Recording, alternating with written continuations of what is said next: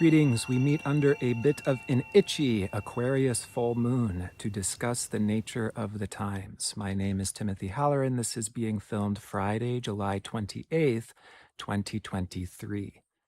Now, as we make contact with reality, which is astrology, we gain a depth, an interconnection with nature. Our own powers are increasing. Our own depth of appreciation of life increases as we gain revelation after revelation through contact with truth and what is. So one of the revelations that comes from an authentic observation and practice of astrology is there really is no such thing as good or bad in terms of quality of our experience of life. Any quote-unquote negative thing comes with hidden blessings, and all of our comforts, all of our pleasing or easy times have hidden detriments.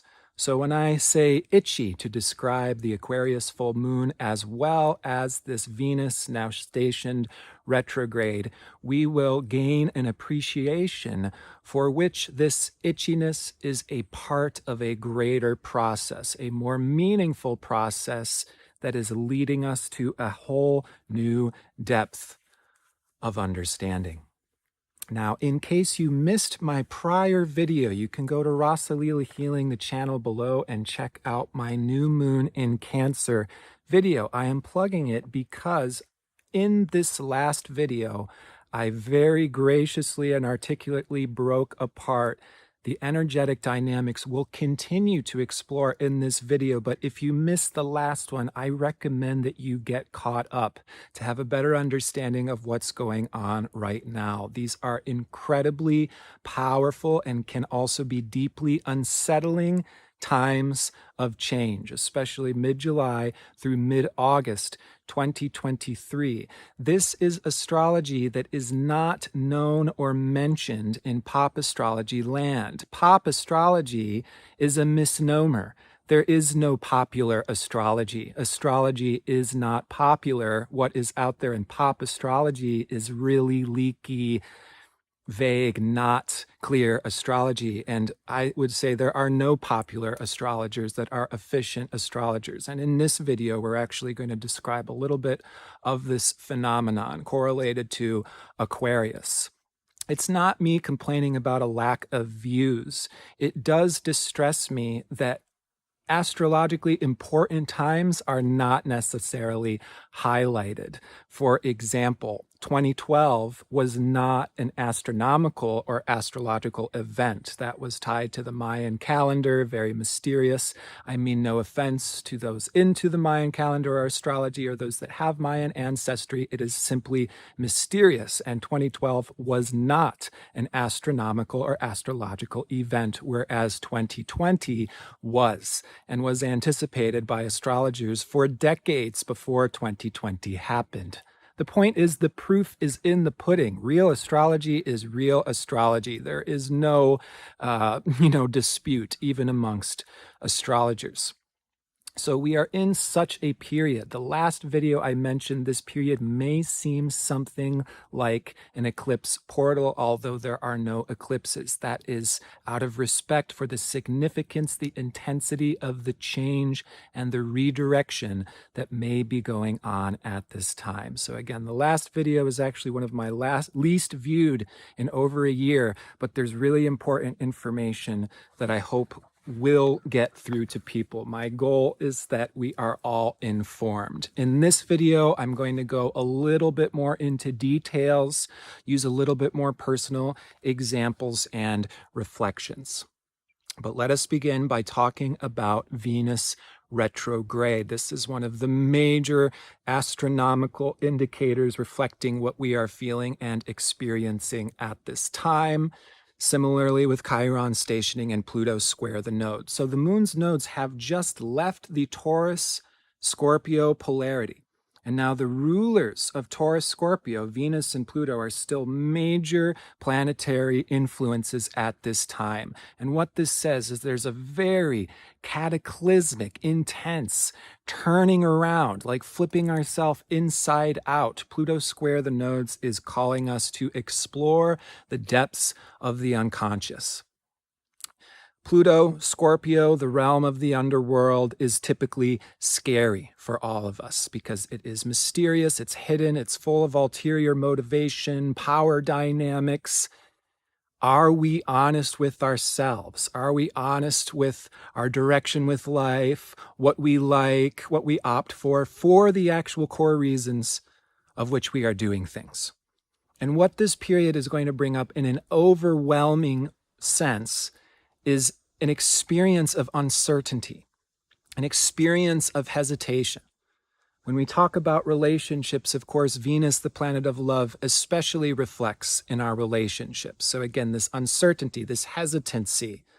Do we really like them? Do we really like this? Is what we really want to do? Is inviting us into a deeper exploration of Pluto soul. What's the bottom barrel of our life experience? What were our childhood experiences? How did that form our identity and consciousness in many respects, programming our value system through life, our attractions, our repulsions? All that is to be embraced. Real psychology, real astrology is humbling. It's about embracing the human experience and whatever cards we have had dealt to us.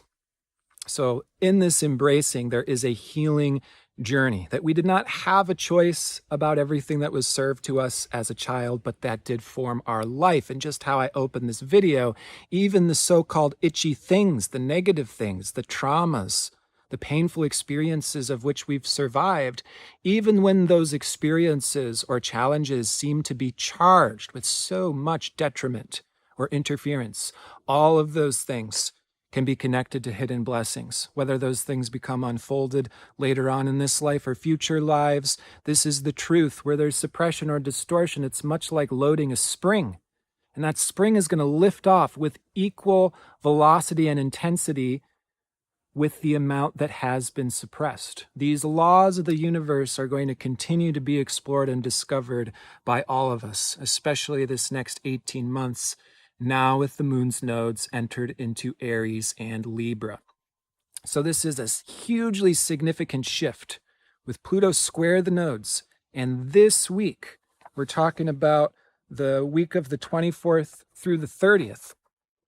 The moon's nodes are exactly squaring that Pluto, shifting into a new zodiac polarity, and Venus is stationed in a yod between Neptune and Pluto simultaneously. Very, very tense astrology that is likely to rake out so much, again, through the reflection of other and relationships, but to do with our own unconscious, hidden agendas. What is our actual motivation? And what I encourage all of us is to embrace the human experience. It's, as I'm discovering, less and less about doing what is quote unquote right or wrong or fitting the perfect molds to be the perfect person. It is about us honoring ourselves. It is about us being the divine incarnation we were born to be, what God created through us, and embracing that, the good, the bad, and the ugly. All of that can be alchemized into true medicine and inspiration and creativity. And likely we're looking at a smorgasbord, a mixed bag of good, bad, and ugly to see this full story, to gain an appreciation of the good, bad, and ugly. This time period is much, much more about experimentation and discovery than it is about clear knowing. Venus retrograde is a process of elimination. It's largely a reductionist process. So before we know what we don't like, we have to taste it and try it out and really cultivate that sense of taste. That's actually what this whole period is going to very swiftly move us into. We're not going to have choices about the allergic responses that we have. Our body is rejecting certain things. We don't like that. It is not congruent or agreeable to us as individuals. And just like how some are lactose intolerant, milk may be the joy of the world or something that creates an awful stomachache, dependent on our individual makeup. So we're exploring that on every single dimension of possibility. Spiritually, mentally, emotionally, physically, with money making, with friends, with intimate relationship, with sexuality. It is an experimental taste testing time. And as we'll discuss under this Aquarius full moon, which illuminates the Leo where the sun is, opposite to Aquarius where the full moon is, polarity, has everything to do with individualization. Coming into the unique human being that we are. Aquarius is the herd, Leo is the individual on stage with the spotlight on them.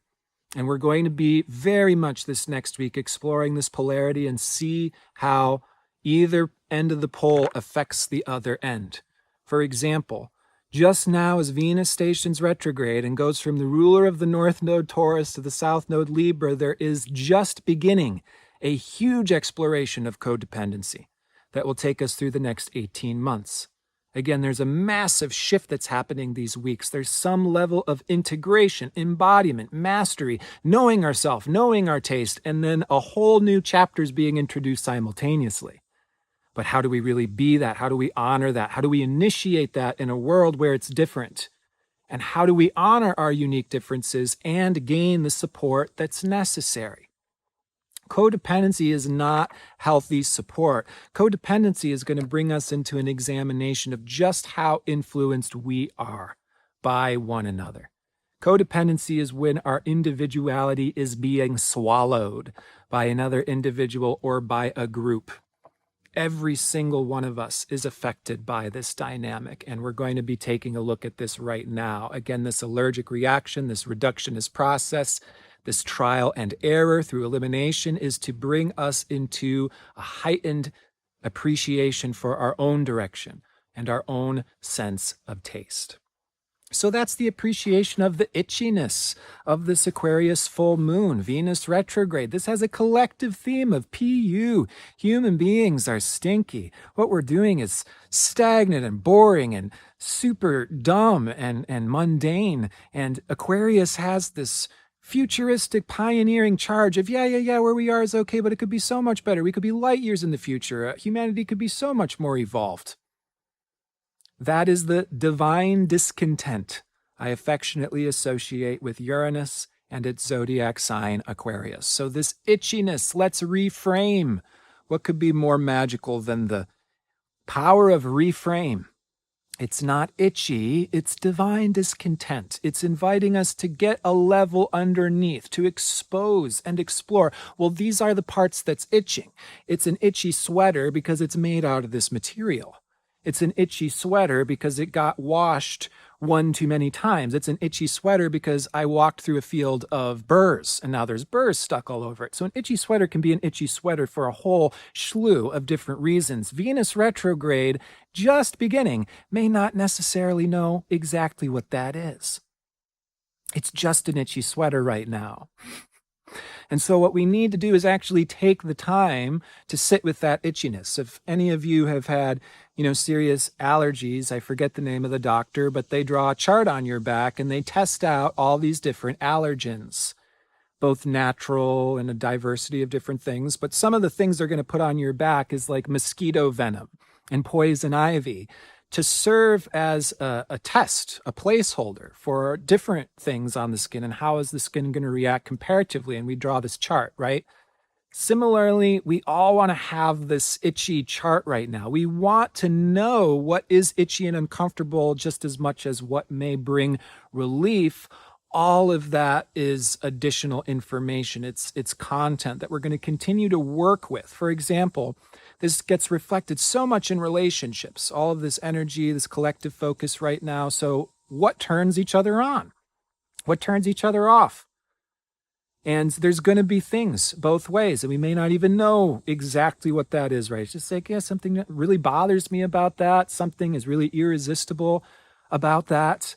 But that's this attraction repulsion that each of us has an opportunity to explore. With the moon's nodes in Libra, Aries, it has so much to do with this who we are as an individual versus who we are with them. What are our own unique desires versus how are we showing up as a support?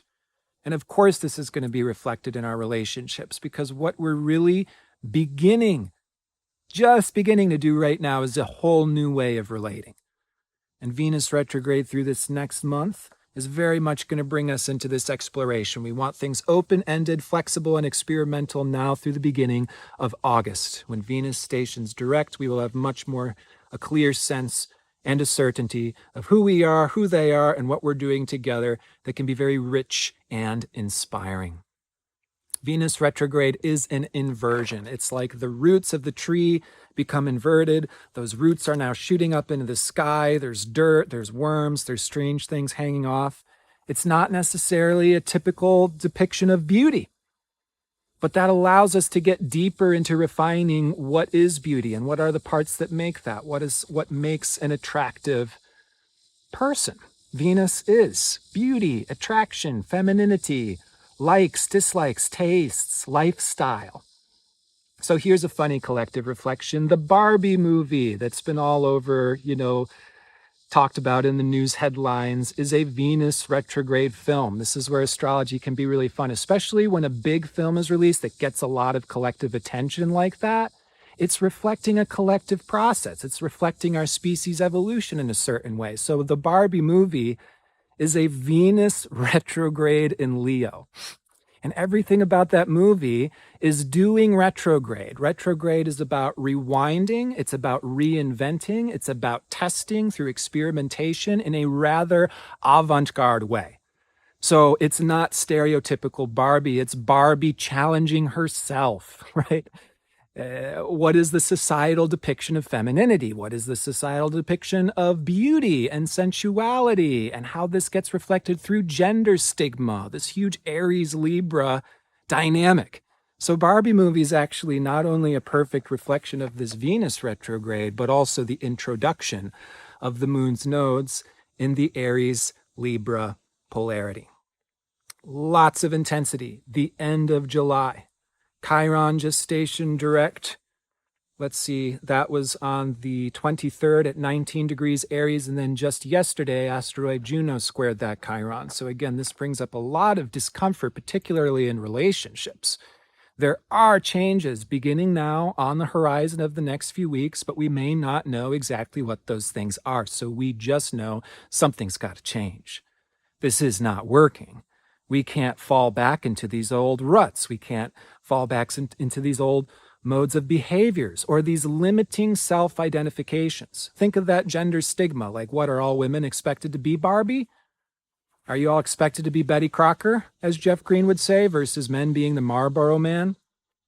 So these gender stigmas and how limiting and imprisoning they are, we get an opportunity to liberate out of during a Venus retrograde, beginning with this profound and necessary itchiness. I do have to say, this is going to shift. Like, last half of July, there's all of this shifting, catalysts, transformations, things shifting in entirely new directions. And at first, it can be a little overwhelming. It can be unsure. With Pluto square the nodes, this back and forth is extremely intense and radical. It may feel like we're going months into the past. Like, what, I'm just going to be stuck in this old limiting past experience? Like, I'm literally locked into prison and then getting shot into the future where we're getting these new experiences that are light years from anything we've known or tasted before. And it's like, what the heck is this? Is this even possible? Is this really going to be in my life? That doesn't even seem possible. And then just going back and forth and back and forth. This gets reflected in the self-other dynamic. I love them. I hate them. I need them. I need to get away from them. And again, we want to be exploring the full spectrum of these magnets. We want to be as open and vulnerable as we possibly can. Some of what I'm going to share about this Aquarius moon goes straight to this theme, again, of individualization. Do we want to be fitting the mold of how everybody else is coping and behaving? My definition of New Age actually has nothing to do with belief system or, a similar orientation. It actually just has to do with a group of people that all sound the same and dress the same. And there's a particular way to speak, and that is what makes you a New Ager. Is that really helpful? Is that really proper? Are we fitting molds out of standards of politeness or societal programming versus what's actually effective, versus what's actually helpful? Because some of what I'm going to share with Aquarius, which is the future, which is the unknown, which is the pioneer, these pioneers are not understood. They're not doing the norm. They're not fitting in. The future is scary to most of us. It is unknown. It's incongruent with those behaviors and standards of politeness we've been informed about. So we're actually going to break out of spheres of cult-like influence or expectation or obligation, or everybody has to dress or sound the same, to honor our own individual truth. And again, this full moon will very much highlight these dynamics. A part of this experience, both the Venus retrograde and full moon in Aquarius, may also bring up the phenomena of isolation, which is, on a certain level, a universal truth. Every single individual is uniquely our own, a mystery to our depth, and therefore our relationship with God is really the one relationship where we could say we're totally known. Each individual is a mystery, so we experience this theme of isolation very commonly with Aquarius. Nobody knows me. Nobody really knows what I like. And this again brings out our sense of individuality versus the herd. Uranus in Aquarius actually rules an entire phase of evolution where we're breaking out of the consensus. And again, this even happens spiritually. So, religion is consensus. That's, what we're born into. Even so much spirituality is consensus. Everybody's following the guru and doing this one thing. Everybody's doing this particular practice. Everyone's doing this particular orientation. This is what good and healthy is. This is what bad and unhealthy is. And when we break into Uranian consciousness, we start to challenge all of those norms. We're drifting away from the group now. We're not necessarily following the leader in the same exact way that everybody else is. So this necessary isolation leads to necessary individuality, and this is to actually give us a sense of confidence to be who we are, to lead the way we need to lead. This Venus retro in Leo has so much to do with how we hone our own unique inspiration that we radiate out, and how each of us radiates out this inspiration that does impress one another. Okay, just like how the earth is impregnated by the sun, so to birth all of life, each of us is like our own sun, our own solar system, and we radiate out this impression that catalyzes new life in one another in different ways. So again, we're really evaluating this uniqueness and how we impress one another to lead us into this uniqueness, this individuality. This full moon is aligned with my moon's nodes. I'm a very Leo Aquarius soul. Almost all of my reports, the flavor of them, this Leo Aquarius dynamic comes through, and I'm encouraging people to individuate. For example, I encourage people to go against the grain of stereotypical spirituality or, again, New Age. Yesterday, I made a post on social media that was really tongue-in-cheek. It was really, at its core, paradoxical, but I'm saying I'm de-evolving from being a spiritual person. I'm now just a person. I don't have to carry any of this weight or expectation of fitting the spiritual appearing person, sounding person, role model, teacher, etc. I don't have to worry about any of that anymore. I've simply descended. I've simply de-evolved. I'm now a normal person. And that is very much the theme and the reflection coming from this Venus retrograde, right? It's like, let's get all this bullshit off. Like, let's just hone in on what actually matters. It can be bare bone. It can be simple. What with all this glamour? What with all of this partying? Again, think of Barbie movie. That's what it's reflecting back, is this stripping down, this teasing of this glamour American dream type of lifestyle. And it's not appealing right now. It's itchy. Venus retrograde is like, this isn't tasty, this is tasteless. So we can all honor this, our own spiritual connection, our own evolution, our own taste, our own desires in that type of way. Maybe it isn't being not spiritual. Maybe it is simply practicing, embodying, sharing spirituality in a way that seems not spiritual to others because it is simply spiritual in a different way. It is simply spiritual in a mysterious and an unknown way. And each of us in our heart is going to hold particular style, gifts, treasures that will be identically like this. Chiron just stationing in Aries, Juno square Chiron yesterday, Moon's North Node just entering Aries. You know, this whole process of honoring our individuality could potentially begin with a bit of hurt, people rubbing up against us, the experience of rejection, the experience of being shut down or not having permission to explore what we want to, or not really feeling the freedom or the support or the safety to honor our own individual track through life. Chiron and Aries can be the wounding experience of like a gut punch. We're really excited about something, and then somebody's just like, yeah, that's dumb. We get that gut punch like experience. It's like, oh, do I really like that now? And then Venus turns retrograde and we start to turn away from other people. It's like, oh, I was just about to share this and I'm not sure. Now I'm coming back into myself. Do I really like this? Is this really tasty?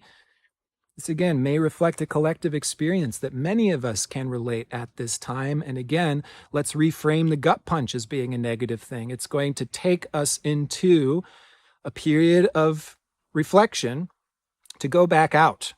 That North Node in Aries is going to lead us back out, especially in our forthcoming eclipses in springtime, when we really initiate the Aries direction. This next 18 months, the evolutionary lesson is momentum.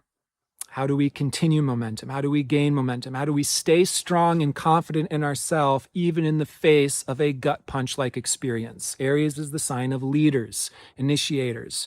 Leaders have to learn how to deal with that experience. Leaders are criticized more than anybody else. How else can we initiate unique paths in life without the courage and the confidence to initiate our own individual path, even in the face of so much misunderstanding, projection, or rejection?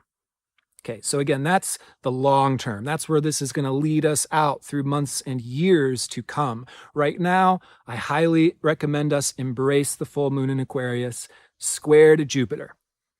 Progress through experimentation. It's not about knowing, it's about exploration. It's not about being settled. We're likely feeling very unsettled. It's about embracing that unsettled feel, so to be open to possibility. We want to open a door to a hallway of doorways and open each and every door and see what new hallways can be opened up from there. We're moving from a space of uncertainty to a space of now there's room for more. So a lot of clearing and sorting through. Nodes just completed Scorpio Taurus. There's some gain of appreciation.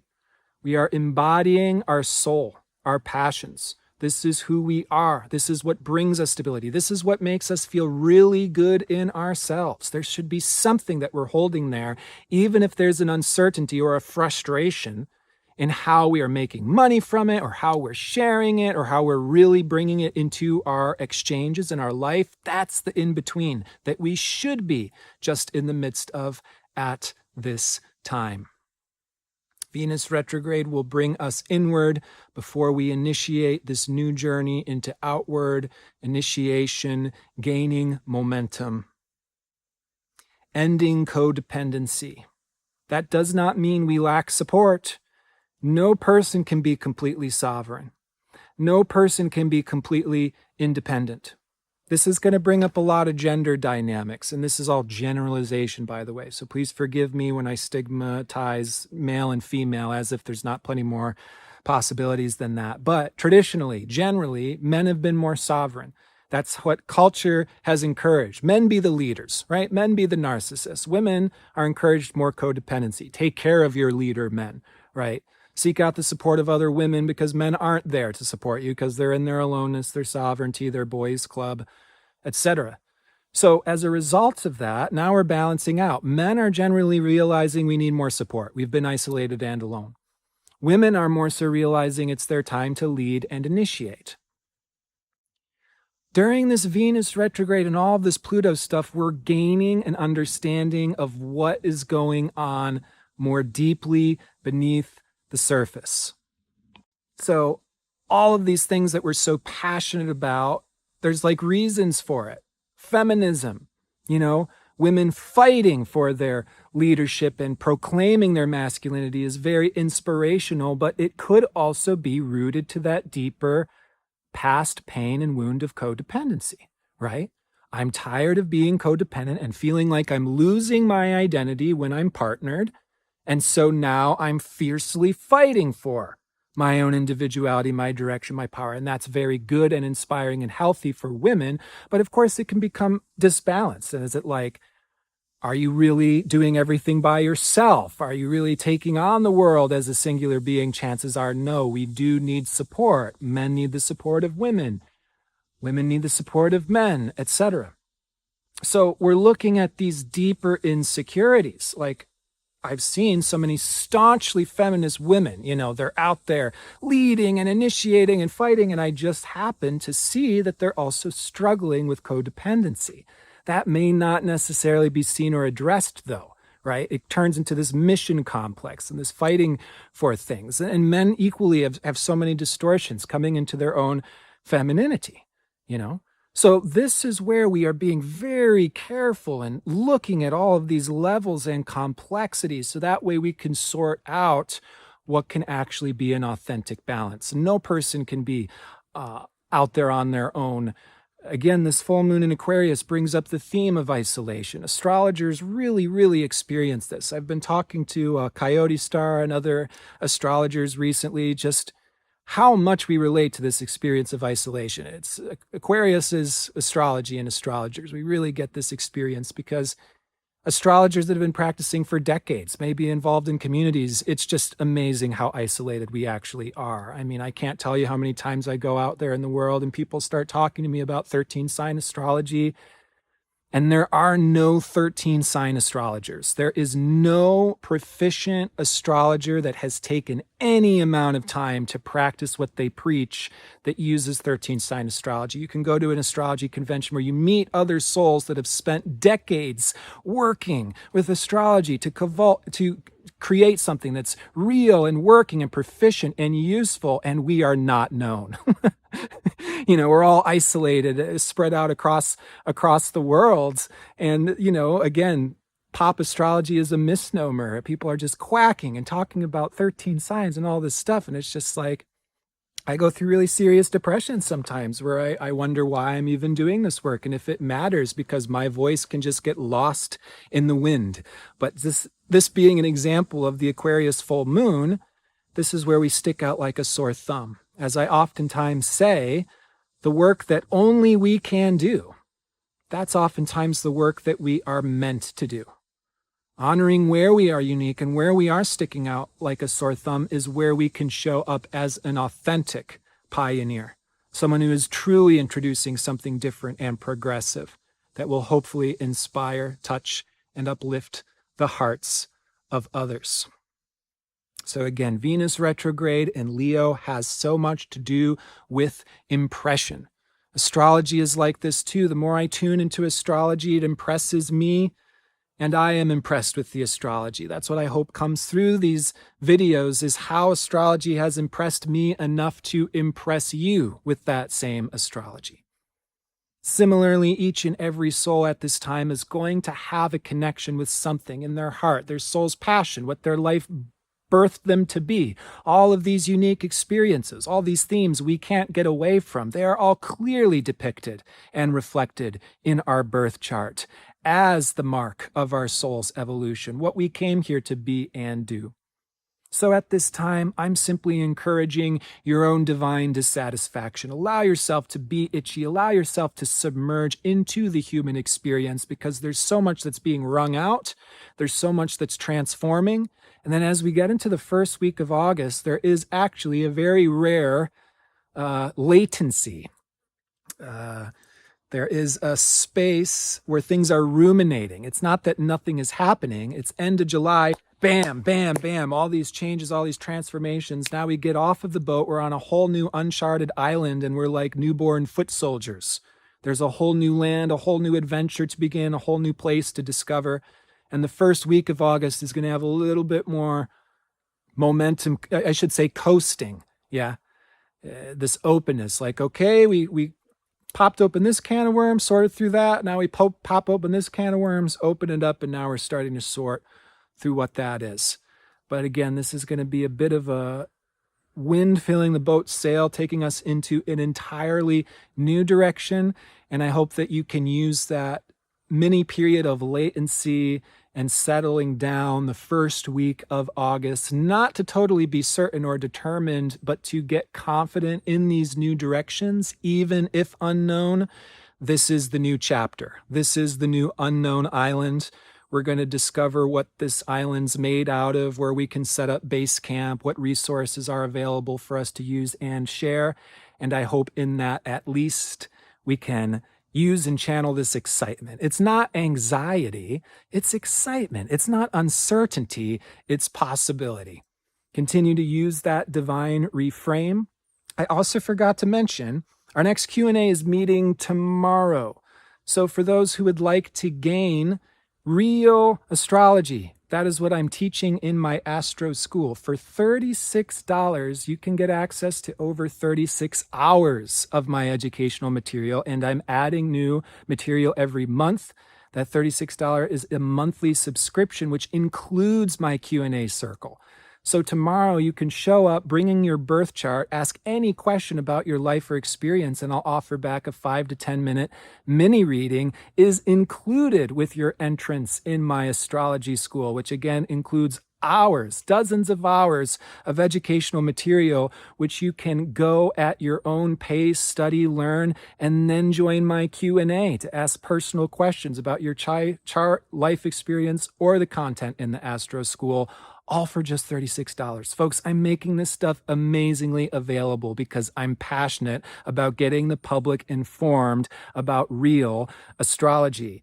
The astrology going on end of July is real intense astrology, which is not being talked about in pop astrology land. Just like 2012, non-astronomical events are being highlighted, whereas real potent times are not even being seen or acknowledged, despite the fact those things will really affect all of us. We do not need to believe in astrology for it to be the totality of what is real and what's truly going on in each of our lives. So I highly suggest gaining that education if you are at all interested. And if you are just wanting to come in for the Q&A, for $24, you can pop in and ask any question about your chart, life experience. Again, I hope to see you there, or if you're just interested in a little bit of showing and telling with like minds, you are also welcome to join the Rasa Leela community for free. Again, wishing you the very best, and I will be speaking to you all about a couple weeks from now to discuss the forthcoming Leo new moon.